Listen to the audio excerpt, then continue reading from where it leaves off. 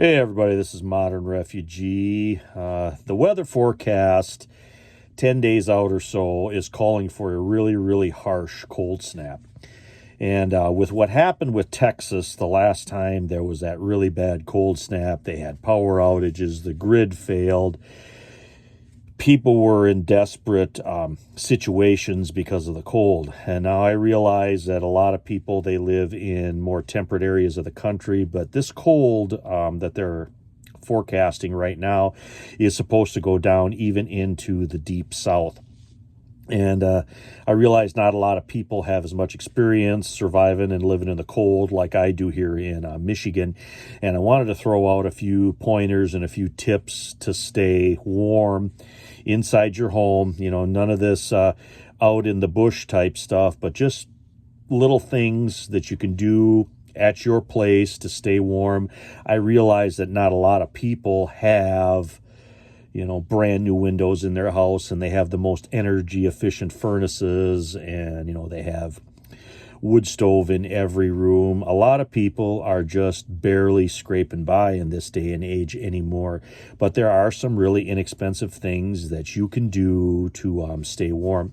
And I've got a couple other videos that I put out. One was staying warm in the old farmhouse when I was a kid growing up. There's some really good pointers in there. And one thing about that particular video is never underestimate the amount of heat that can be put out by an oil lamp. All the old rooms when I was a kid growing up had an oil lamp in them.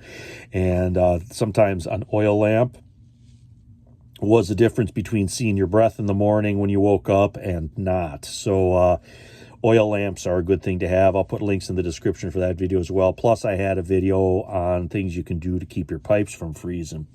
And one of the things that I want to talk about here in this video is a really inexpensive thing that you can buy that can help you out. And what that is these window insulation kits. Now, our windows are probably 15 years old here in the house, and I put them in the fall way back when. In fact, I actually saved up the money and bought windows piecemeal one at a time until we ended up doing the entire house. But because I know this cold snap is coming, I went out and bought a few of these. Last year we threw out the stuff that we had, and I got new stuff here this year. But these window insulation kits can really be a godsend as far as keeping the drafts out of the house. And what they are is, if you live in a climate where you've never seen anything like this, it is a really thin piece of plastic that's actually really tough. And then there's some double-sided tape. And what you do is you put this double-sided tape around the window, and then you attach this plastic over that window. You can still see through it, but that gives another barrier to keep the drafts out if your windows aren't 100%. And then you can take a hairdryer if you want. And sometimes if you got it tight enough to begin with, you can hit that with the the hot air from the hairdryer, and that'll take the wrinkles out of that, so you have an even clearer view. I don't really care what it looks like. My wife really doesn't care what it looks like. We just want it to cut down on the drafts, because us here in Michigan, where we're at, north and west are your two prevailing winds. So especially on the north side of the house and the west side of the house, we will put this window film up. And when you have that all put on, in a big gust of wind comes and hits that side of the house, sometimes you can even see that plastic blowing. It'll actually want to stretch out into the room a little bit, and that's how you know that stuff is actually working and it's keeping the cold air out. And then with conjunction with whatever type of heat source you have, whether it's your furnace or it's a wood stove or whatever, you're actually making your house warmer, because you're basically insulating it more. Two rooms that I don't put that film over is the kitchen and the bathroom, because sometimes like when you're taking a shower or whatever, we like to open the window, crack the window a little bit to let some of that extra humidity out of the house. The same thing with the kitchen. So I typically will not do this with the kitchen and the bathroom, but every other house, especially on that north and west walls, the windows will get covered with that.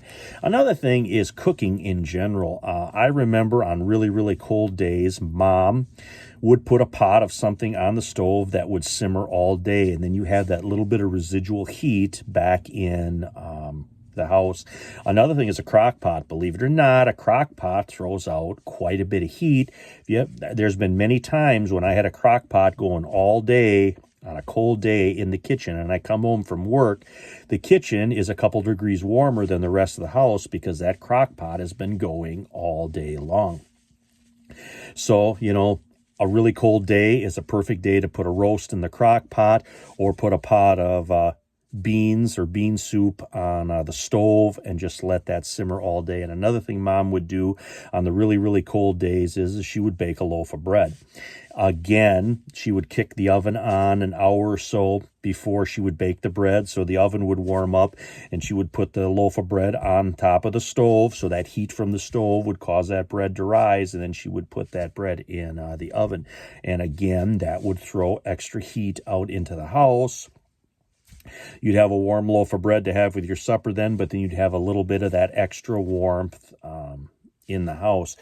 And these window insulation kits, if you really want to be frugal, you buy these in like April or May in the spring when they're clearancing these guys out. You grab a couple of these, you throw them in the closet, and you basically forget about them until the following fall or winter when it starts to get cold right now.